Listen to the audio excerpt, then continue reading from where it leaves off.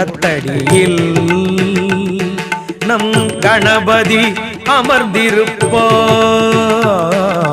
ஒவ்வொரு மனிதனது நல் உள்ளத்திலும் குடியிருப்பார். எல்லோரும் நலம் காண எண்ணுகின்ற மனிதருக்கு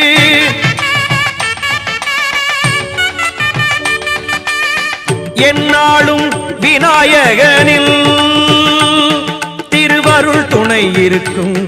தினம் தினம் மனம் துதிக்கும், அவன் அருள் நலம் சேர்க்கும்.